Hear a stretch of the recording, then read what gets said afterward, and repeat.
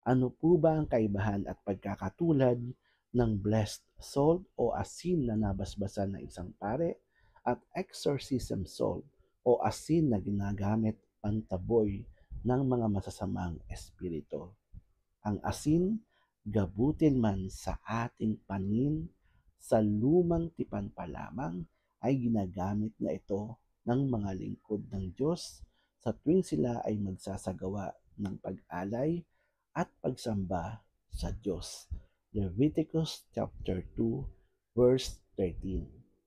Ang blessed salt at exorcism salt ay pareho namang nabasbasan ng isang pare o isang obispo.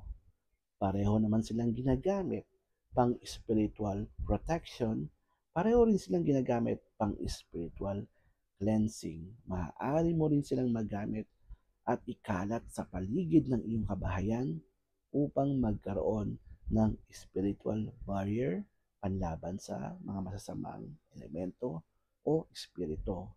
Ang kaibahan lamang ng exorcism salt, ito ay may dagdag na exorcism rituals upang ito ay mas maging makapangyarihan at mas maging akma pantaboy ng mga masasamang espiritu.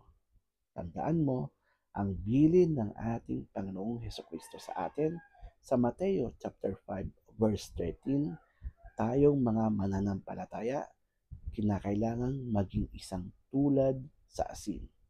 Dahil ang asin, kapag nawalan na ng lasa o alat ito, para na lamang itong isang buhangin.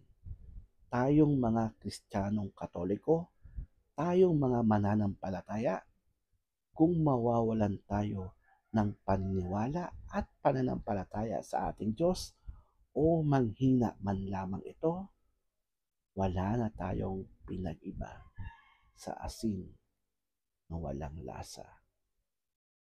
Hanggang sa muli, Brother Paul po. God bless.